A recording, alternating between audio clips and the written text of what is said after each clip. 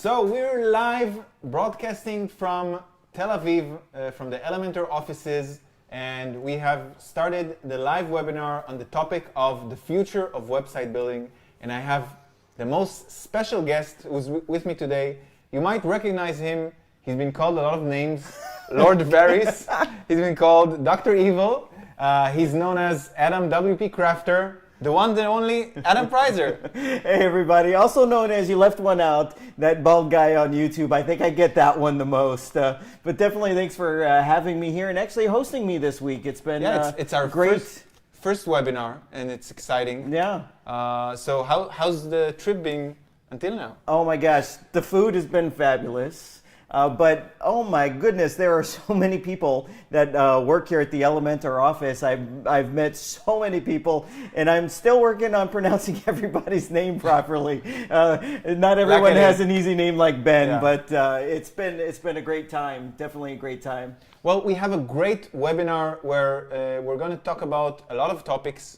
So it's going to be condensed, but I want to wait to allow other people to join the stream. Now, how many people are already inside? Subscribe.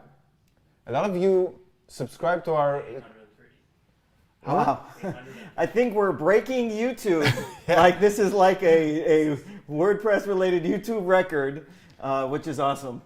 So I want to talk a bit about how this webinar is going to work. It's not going to be the same webinar that you're used to. So basically we're actually going to have a discussion about what the future of people building websites will look like.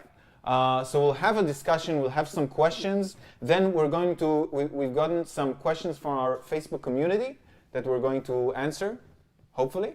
And allow you a short Q&A at the end where you'll be able to post questions on the topics we'll discuss, maybe on different topics. And I want to take a moment and discuss why this subject of the future of website building. So, you know, Elementor is a very innovative company, and we try to know the latest releases, latest things that are upcoming in our industry, and this is why we want to share some of the knowledge that we've gathered. And I think Adam is the perfect person to talk to because you're what I would call like tech savvy. You know all the new gadgets. I try to keep my thumb on the pulse of everything that's going on. So that's a good way of putting it. So you actually were one of the first adopters of Elementor. So that's true. So I saw something there early on, and I think I've told the story actually many times about that. You know, it was mainly because you emailed me and said you got to check this great thing out. But of course, I mean, it was hard to avoid. Such an amazing tool. Yeah. So I think this is why this is such an important topic. And yes, you know, we're living in such a strange time where AI keeps developing at an enormous rate, and you have technology like OpenAI GPT-2. Have you heard about it? Yes. It's like robots building text, and people reading that text don't recognize that it was written by a robot. Yeah, that's very meta, right? Layers of layers. Robots making robots. Yeah, and I've read a few things like Forrester projects 73% of all cubicle jobs will be automated by 2030. You have self-driving cars. You have all this technology of AI, and I guess the average website builder or web designer, marketer, it's kind of intimidating for them. Well, yeah. Well, actually, in every industry, there's technological shifts where you have these situations where technology gets better, and it might eliminate positions, jobs, roles, tasks that people would normally do. So yeah. I'm sure a question in a lot of our users' minds is, will I be replaced? Is it man versus machine, or is it machine for man, for web creators? So what are your thoughts on that topic, Adam? Well, I gotta say that it actually happens in every industry where technology eliminates positions. But it also can open up bigger opportunities. So I'm on the team, it's man with machine. That a machine is never going to be able to fully replace what a human being is able to do, but it can propel you way further. But you someone renovating, and Yes. you know, an architect or interior designer. I mean, they're not going to be replaced just because there's an engine to find nice furniture. Exactly. You need the right fit, and for a business, the role of the website is just becoming more and more important. Mm-hmm. And, you know, because there's a lot to a website. There's the text on the page, there's the imagery, the feeling that you're trying to create for the person that goes on and visits that website. And a machine's never going to be able to create that human experience. You'll always need someone to do that, a human.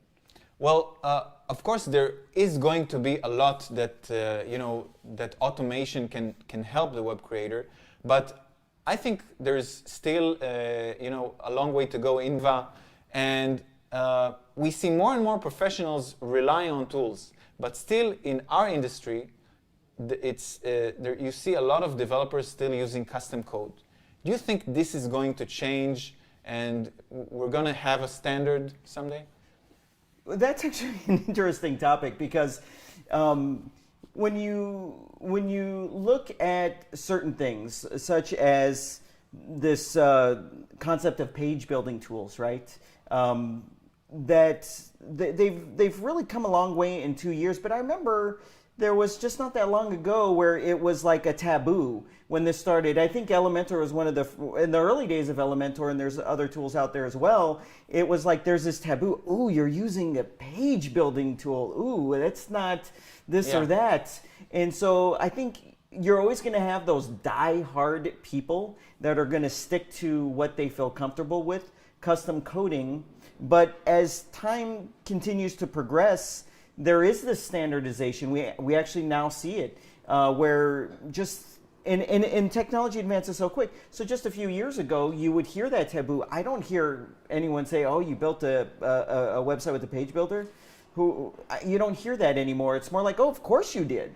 You know, and you actually see this in so many different industries that initially there's this reluctance and resistance to it, but then it becomes the acceptable standard. Yeah. Let me just give a little example. When I got married, it was a long time ago, that's when online dating just started, and it was like you found your spouse on the internet, or you're trying to get a date on the internet. You can't just go up to someone and like ask them out or something like that. There was this big taboo to use the app, and now everyone uses. I definitely think really move this industry forward.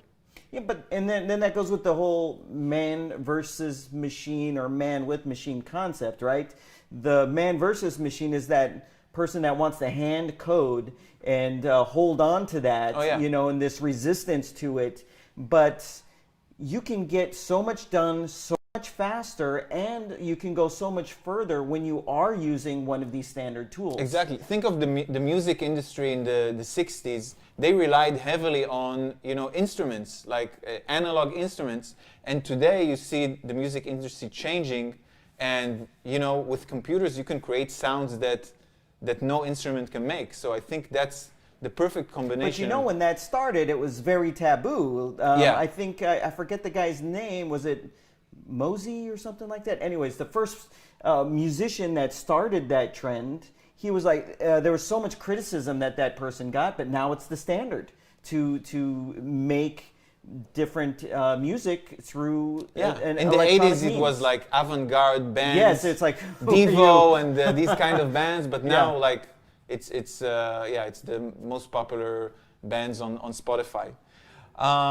So if we look at the next level, like after the standard is set, and you know, editing is done, and people use tools, what do you think the next step will look like in web design? Like, how will you, like, what kind of benefit will we gain from computers? Well, I would love a world that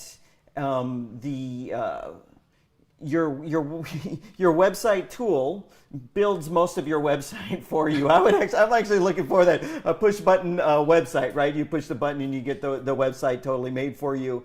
But the web builder still needs to learn skills so they can use that technology to go forward. The skills of copywriting and the words to make people feel an emotion, photography, all of these different concepts, conversion, how to persuade, convert, and sell. So there's all these things that are skills that are very easy.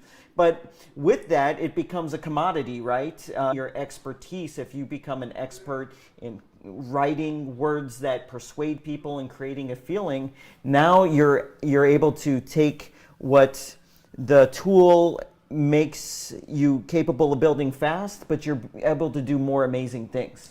I think that really depends on the kind of expertise you have. I mean, Yes. if you're a marketer and you just want, the design to be quickly done, then of course you'll use a template. But I think it's like if you're an artist, you'll create the illustration and not use the ready-made GIF.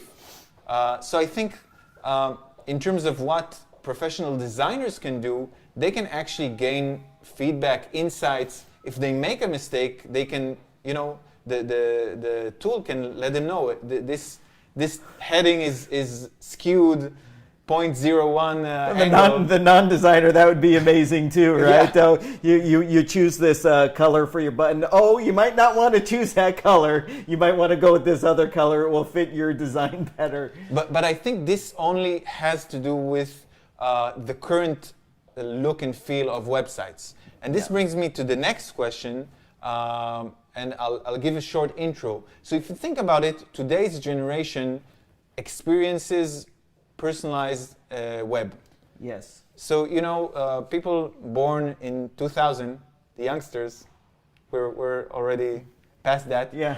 But a little past it, just a little. a bit. But the people that have been born to the internet age, they have only experienced personalized website. If you think of YouTube feeds, Spotify, Netflix, the most visited websites are offering personalized experience. You would only expect them in 5 years to think this will be the standard. So how do you think this will pan out in terms of the small-time freelancer, the small business? How will they be able to provide such an experience?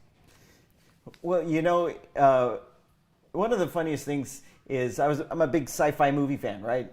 And so there was a movie out, I think it was the late 80s, early 90s, called Total Recall. And it's a futuristic movie, and there's this scene where the person's walking in a train station, and there's all these like panels, video panels, talking to the individual, each individual individually in a personalized way. But what ends up happening is you see these like futuristic movies, and technology actually ends up catching up to it, like with our iPhones and our iPads and all this kind of stuff that we have right now.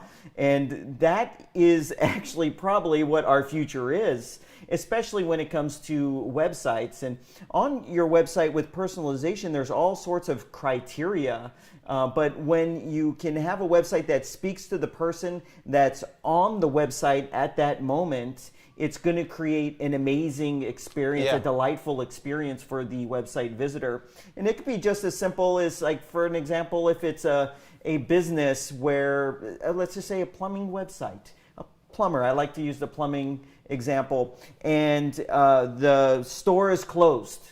I mean, the business is closed. But someone has an emergency and it's after hours, and then they go to the website and there's a different message because the website's personalized to know that it's after hours. Oh, after hours call, we've got your back. Give us a call. We're here for you.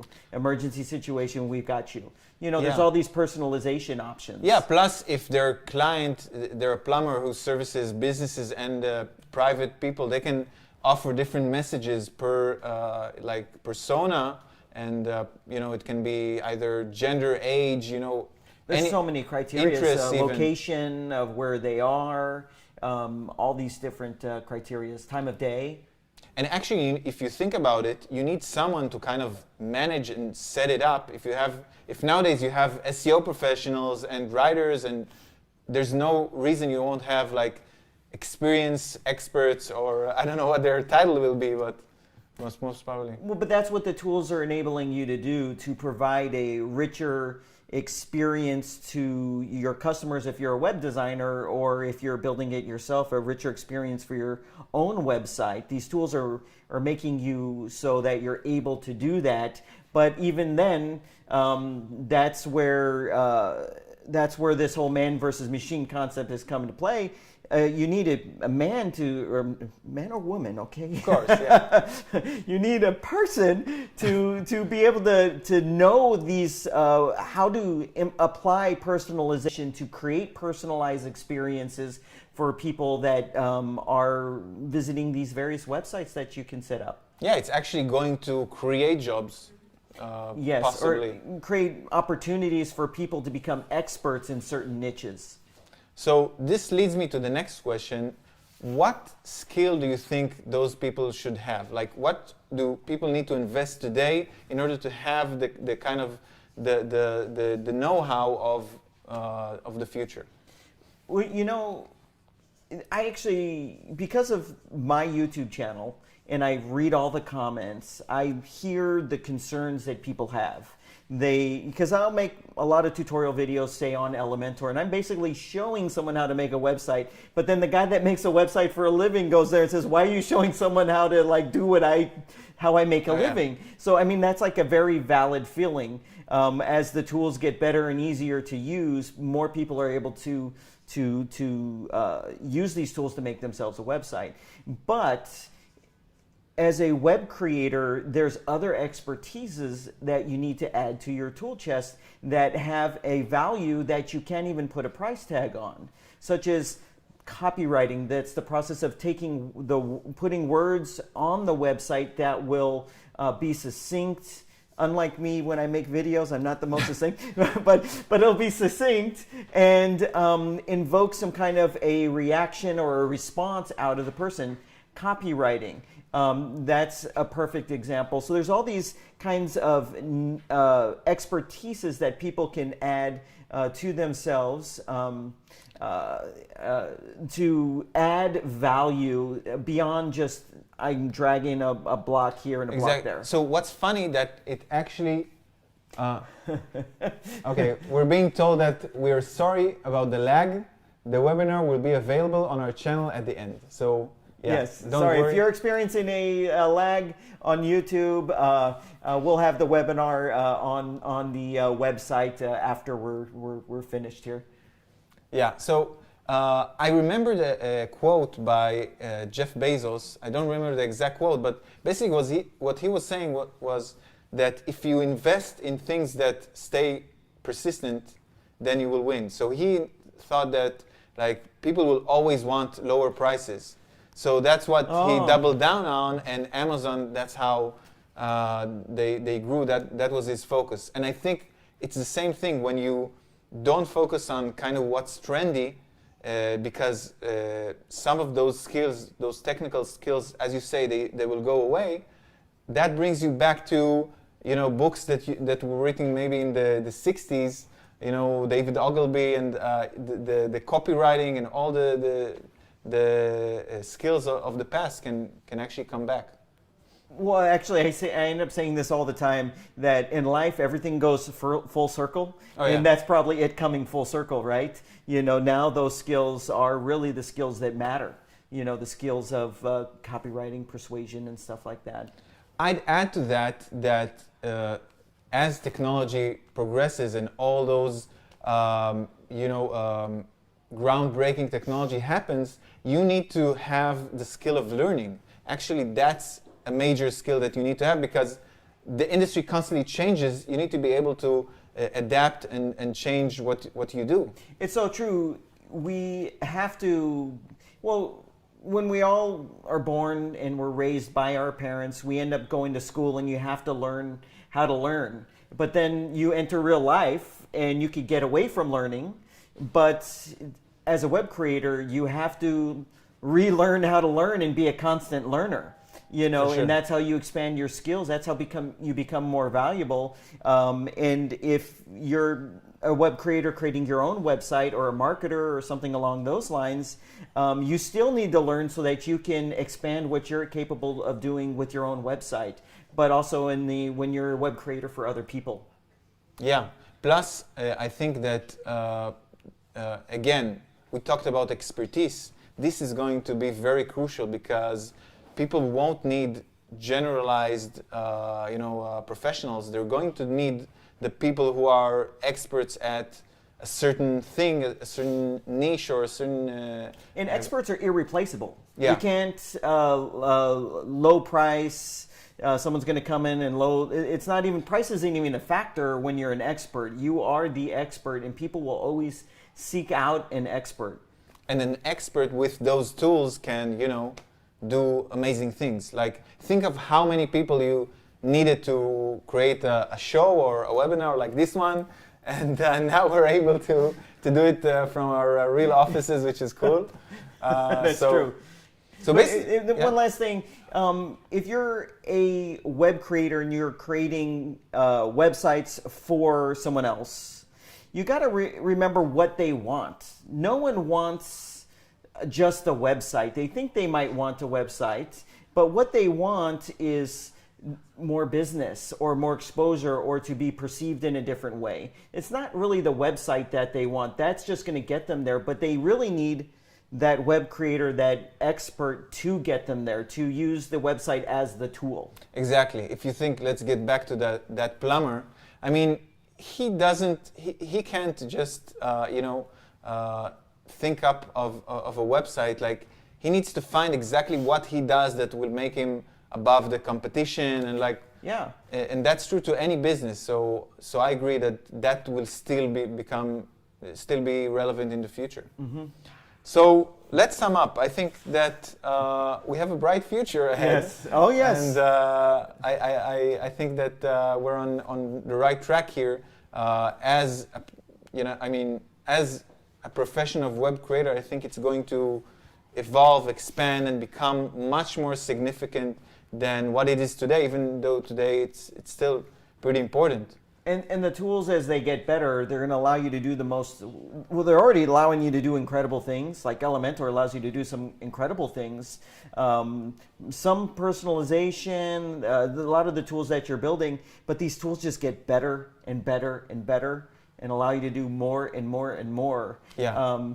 What was that you said the other day? Like 25 years ago, we didn't have this or that, and it was just like a shock to the system. I forget what you said to me. Well, 25 years ago, we didn't have the internet. Oh yeah, 25 years. Maybe that was it. We didn't have the internet, and then and anyone can think of just like 12 years ago, we didn't even have smartphones, and now everybody has one in their pocket, and it's totally changed everything. The technology just moves fast. Is the point that I'm trying to make. The time it takes for users to adopt new technology becomes shorter and shorter. So think about it. It took like, I don't know how many years until mobile phones got in, like 5 years, something like that.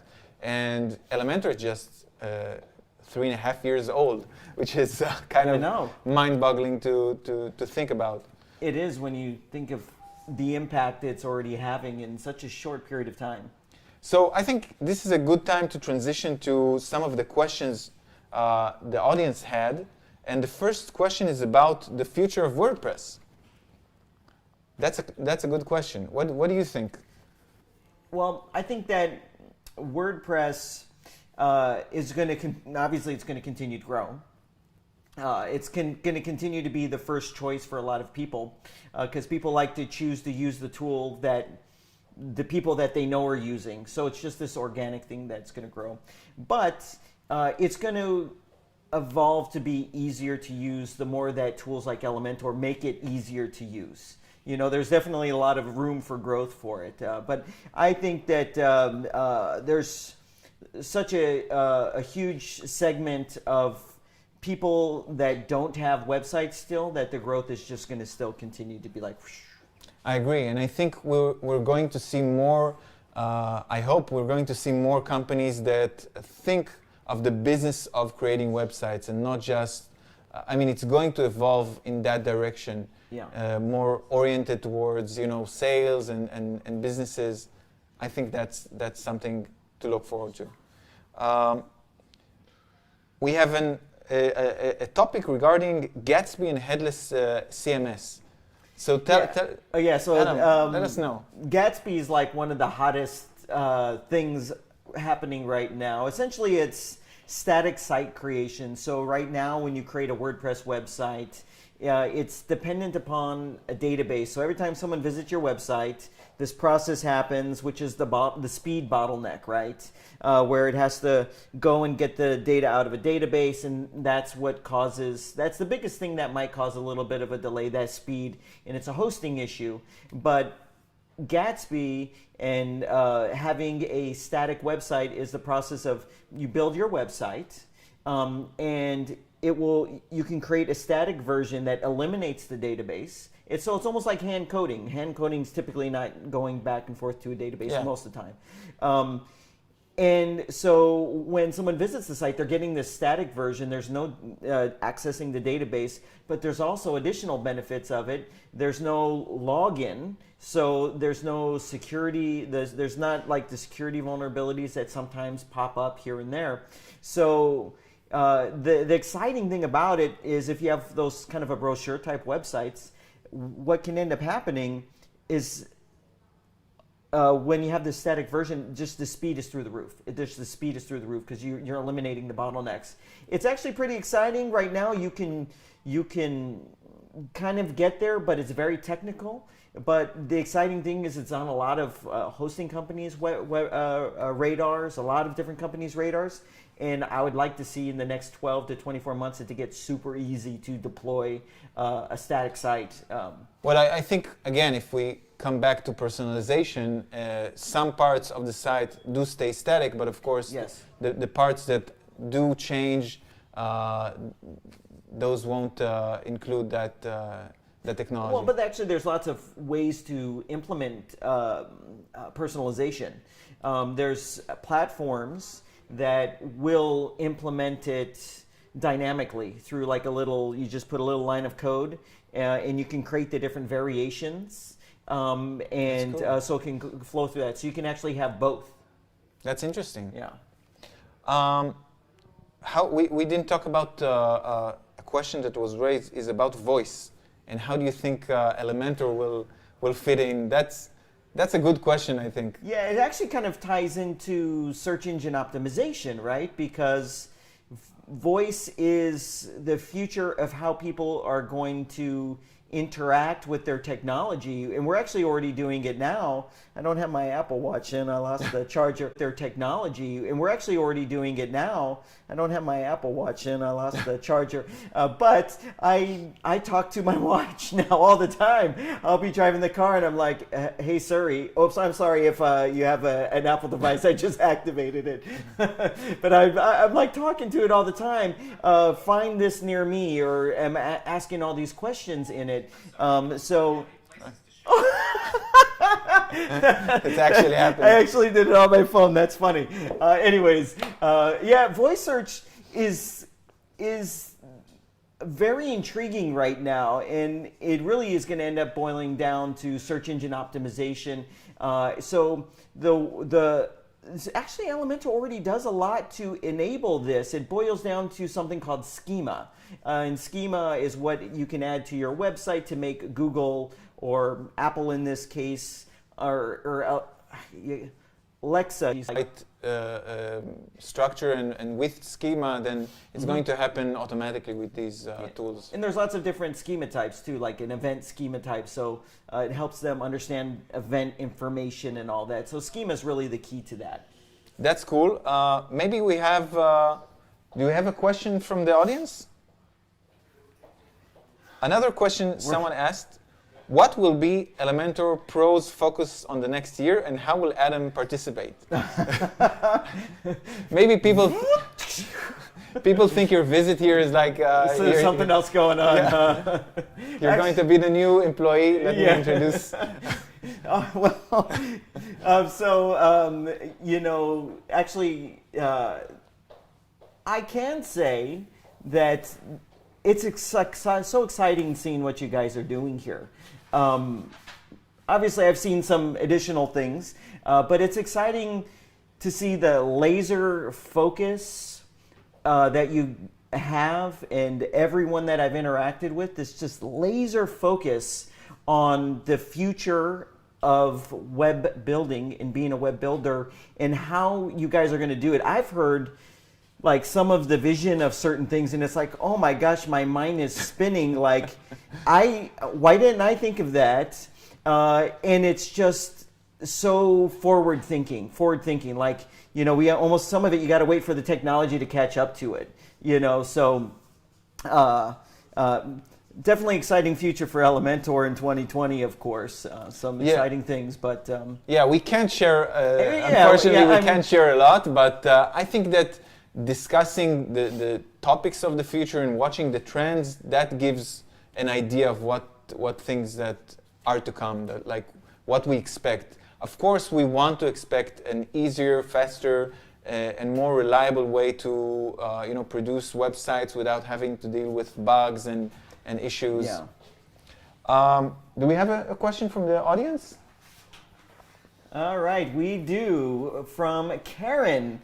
And Karen asks, how does Adam stay up to date? Actually, Karen, I was asked that question by you guys. I asked you that today. So I try to keep my finger on the pulse of everything that's going on. But the way that happens for me is when I publish a video on YouTube, there's the comments section, and I get to see what people are asking, and so I can.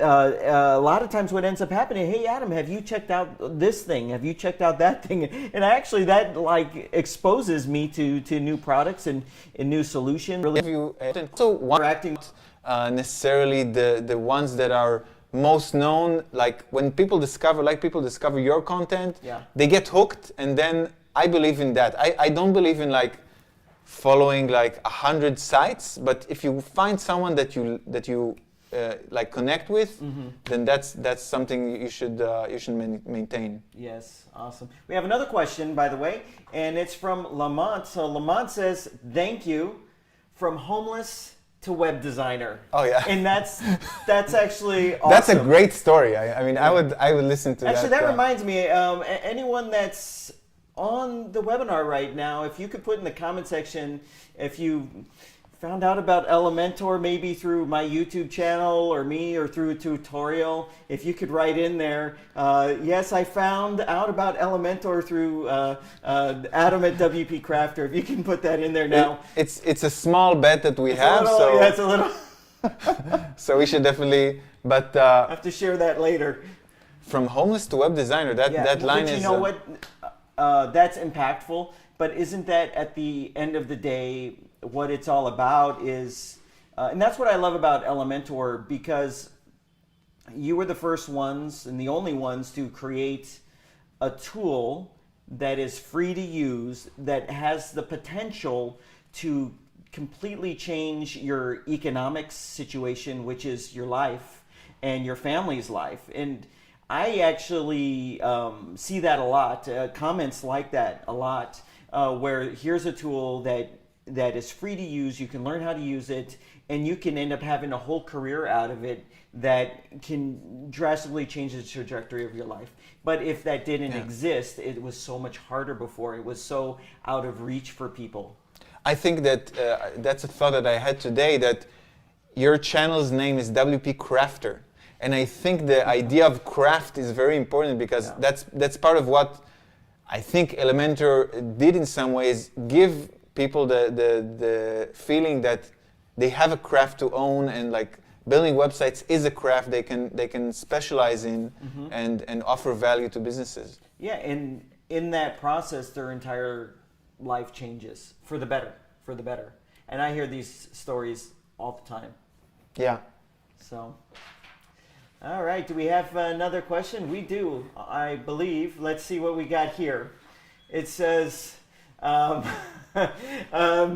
think we actually are going to wrap this up. And so if you did ask a question and we weren't able to answer it, we thank you for joining us on the webinar. Yeah, we will publish the video on our channel, so don't worry, you'll have the whole session of secrets that we discussed. Yeah, let's wrap it up. I'd like to thank everyone who joined us, and thank you, Adam, for being here and talking to me. Oh, it's been great. It's been a great experience.